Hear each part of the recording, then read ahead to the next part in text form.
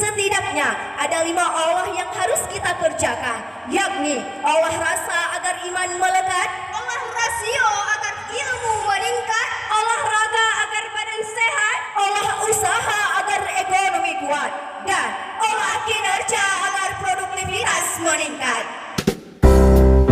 Assalamualaikum warahmatullahi wabarakatuh. Selamat datang kembali di channel saya Zamhur Al-Asyi. Terus dukung channel saya dengan cara like, share, dan subscribe. Dan jangan lupa tekan tombol lonceng untuk mendapatkan notifikasi video terbaru dari saya.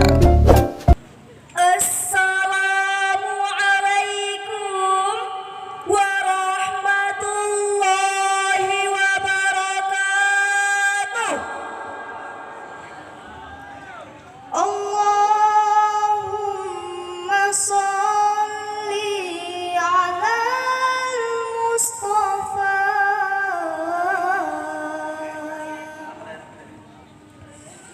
Habibna Muhammad alaihi salam. Alhamdulillah, alhamdulillahilladzi ja'alal fata quwwatan syadida. Assalatu wassalamu ala Sayyidina Muhammad wa ala alihi wa sahbihi wa man tabi'ahu bil huda ila yaumil qiyamah. Amma ba'du. Dewan Hakim yang mulia, hadirin ma'asyiral muslimin rahimakumullah. Alvin Toffler dalam bukunya The Future Shock and the Third Wave, beliau menyatakan era milenium merupakan era institutional change, yaitu era menjamurnya berbagai media komunikasi. Konsekuensinya pada suatu sisi melahirkan nilai-nilai positif, namun di sisi yang lain overloading information melahirkan disease of adaptation, penyakit adaptasi. Penerimaan terhadap unsur-unsur asing tanpa mempertimbangkan baik dan buruknya. Dengan demikian, remaja dan pemuda kita terbudaya dengan ikut-ikutan. Ketika orang barat berjudi, remaja dan pemuda kita terlena dengan gaplek dan remi. Ketika orang barat terlena dengan budaya mabuk-mabukan, remaja dan pemuda kita terlena dengan budaya minuman keras. Bahkan yang paling besar, penyakit adaptasi ini melahirkan dehumanisasi, Demoralisasi dan despiritualisasi. Akibatnya manusia hidup bebas, beringat, ganas, bahkan lebih ganas daripada binatang buas. Betul hadirin? Disinilah pentingnya pembangunan kepribadian yang positif, sebagaimana digambarkan oleh Thomas Hobbes dalam A World of a Chance, John Locke dalam Social Contract, Baruch Spinoza dalam Intellectual Love of God, dan lain sebagainya. Karena pentingnya kepribadian yang positif, sebagaimana kita sebagai seorang muslim, maka pada kesempatan ini kami Tiga Zikandi akan membawakan syarahan yang berjudul Remaja dan Pemuda sebagai Aset Masa Depan Bangsa, dengan rujukan Al-Quran Surah Al-Anfal ayat 24 sampai 25 yang akan dilantunkan oleh qari'ah kami sebagai berikut. A'udzu billahi minasy syaithanir rajim.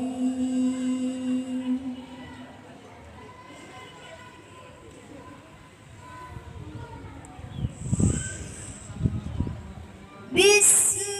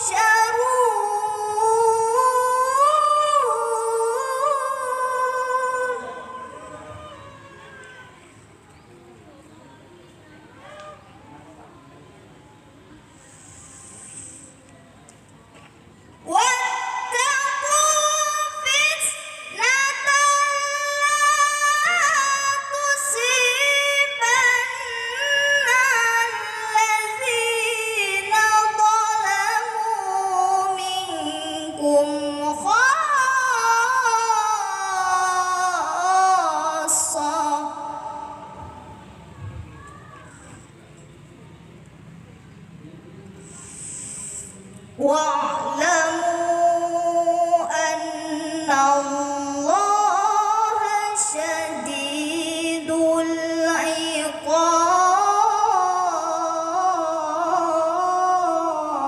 Hamba berlindung kepada Allah dari godaan syaitan yang terkutuk dengan menyebut asma Allah yang Maha Pengasih tanpa pilih kasih dan Maha Penyayang yang melimpahkan sayang. Wahai orang-orang yang beriman, penuhilah seruan Allah dan Rasul apabila ia menyuruhmu kepada sesuatu yang memberi kehidupan kepadamu. Dan ketahuilah bahwa sesungguhnya Allah membatasi antara manusia dengan hatinya. Dan sesungguhnya kepadanya lah kamu akan dikumpulkan. Dan peliharalah dirimu dari siksaan yang tidak hanya menimpa orang-orang yang zalim saja di antara kamu. Ketahuilah bahwa Allah sangat keras siksaannya. Hadirin, ma'asyiral muslimin wal mu'minin rahimakumullah. Berdasarkan ayat di atas, dapatlah difahami bahwa dalam membangun remaja dan pemuda, hendaknya dapat membatasi antara dirinya dengan hatinya. Namun, seperti apakah membatasi antara hatinya dengan dirinya? Al-Samarqandi dalam kitab tafsirnya Bahru al-Ulum menyebutkan bahwa yahulu bainal mar'i wal qalbi adalah yahulu bainal mu'minu wa ma'asimahu allati tasuquhu wa tujrahu ilan nar wa yahulu bainal kafiru wa ta'atuhu allati tasuquhu wa tujrahu ilal jannah, yang artinya membatasi antara orang mukmin dengan kemaksiatannya yang dapat mengarahkannya dan mendekatkannya dengan api neraka, serta membatasi antara orang mukmin dengan kemaksiatannya yang dapat mendekatkannya dengan surga. Hadirin, lebih detail di dalam ayat selanjutnya, Profesor Dr. Muhammad Quraisy Shihab dalam tafsir Al-Misbah menyebutkan bahwa sendi-sendi bangunan masyarakat akan melemah jika kontrol sosial melemah. Kesalahan tidak hanya menimpa yang bersalah, tabrakan tidak hanya terjadi dikarenakan kesalahan dua pengendara. Bisa saja yang salah hanya seorang, namun kecelakaan dapat beruntun menimpa sekian banyak kendaraan. Betul hadirin? Dalam membangun remaja dan pemuda yang sejati di tengah-tengah hiruk pikuk kemaksiatan yang dapat menjerumuskan kita semua ke dalam lembah kenistaan, maka kita membutuhkan metode yang efektif. Allah Subhanahu wa Ta'ala telah memperingatkan dan mengajarkan kepada kita semua untuk merasa takut jika meninggalkan keturunan yang lemah, sebagaimana dalam firman-Nya surah An-Nisa ayat 9 yang akan dilantunkan oleh qari'ah kami berikut ini.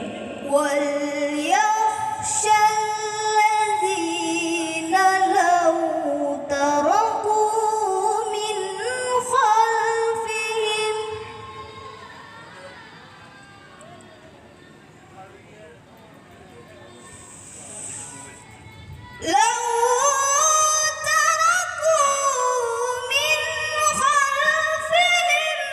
dhurriyyatan dhi'afan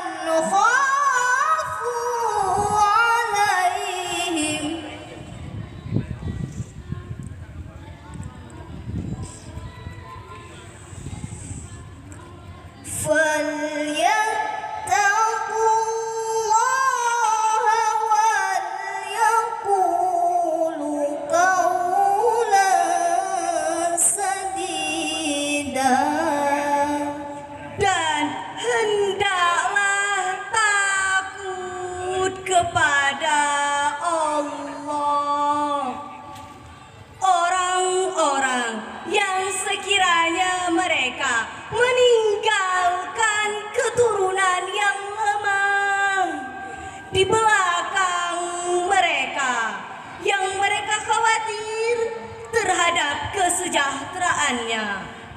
Oleh sebab itu, hendaklah mereka bertakwa kepada Allah, dan hendaklah mereka berbicara dengan tutur kata yang benar. Dewan Hakim yang mulia, hadirin ma'asyiral muslimin rahimakumullah. Jika kita kaji lebih mendalam ayat di atas, dimulai dengan kalimat wal yakhsha. Secara semantik, al waw wawul ataf, wal lam lamul amar. Yakhsha fi'lul mudhari' majzum bilamul amri. Istimbatnya wal yakhsha adalah sigat amar. Kaidah mengatakan al usulu fil amr lil wujub. Pada dasarnya setiap perintah menunjukkan kewajiban. Jelas-jelas Allah Subhanahu wa ta'ala telah memperingatkan kita semua untuk merasa takut jika meninggalkan keturunan yang lemah, baik itu lemah fisik, lemah mental, ataupun intelektual, karena hal ini dapat menyebabkan kemunduran. Oleh karena itu, wajib atas kami, saya, saudara, dan kita semua untuk merasa takut jika meninggalkan anak-anak, keturunan, dan generasi yang lemah. Almarhum Profesor Dr. B.J. Habibie mengatakan, setidaknya ada 5 kelemahan yang harus kita hindari, yakni lemah harta, lemah ilmu, lemah fisik, lemah semangat hidup. Bahkan yang sangat ditakutkan adalah lemah akidah. Hadirin, jika 5 kelemahan ini melekat pada generasi muda kita, saya yakin mereka bukanlah sebagai pelopor pembangunan, melainkan sebagai virus pembangunan, penghambat pembangunan, bahkan penghancur pembangunan. Sebagaimana Dr. Muhammad Sulaiman Al-Asghari dalam Zudnab At-Tafsir min Fadil Qadir menjelaskan bahwa i'malu ma syi'tum, bekerjalah sesuai dengan skill masing-masing. Setidaknya ada 5 Allah yang harus kita kerjakan, yakni Allah rasa agar iman melekat, Allah rasio agar ilmu meningkat, olahraga agar badan sehat, olah usaha agar ekonomi kuat, dan olah kinerja agar produktivitas meningkat. Hadirin, jika 5 potensi ini melekat pada remaja dan pemuda kita sebagai generasi estafet perjuangan bangsa yang dapat meraih prestasi gemilang pada masa yang akan datang. Dan dapat kami simpulkan bahwa jika semua ikhtiar ini telah kita lakukan, mudah-mudahan remaja dan pemuda kita dapat menjadi tumpuan harapan, masa depan, dan cita-cita bagi bangsa kita. Amin ya rabbal alamin. Cukup sekian yang dapat kami sampaikan. Mohon maaf jika terdapat kesalahan. Mudah-mudahan ada manfaatnya. Dan kami akhiri. Shadaqallahul azim.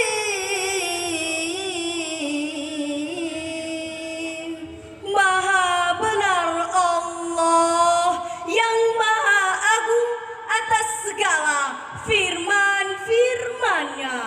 Kita adalah apa yang kita pikirkan, bukan apa yang mereka pikirkan. Kita adalah apa yang kita inginkan, bukan apa yang mereka inginkan. Dengan demikian, mari sama-sama kita menuju, melangkah, menggenggam harapan demi masa depan yang gemilang. Boh salak di kaban jahe, Di bawah sabe utaraja, menye pemuda mesifut jahe, sabar ngen bace silih lampaya. Akhirul kalam, wabillahi taufiq wal hidayah, waridha wal inayah. Wassalamu alaikum warahmatullahi wabarakatuh. Lihat cara dulu.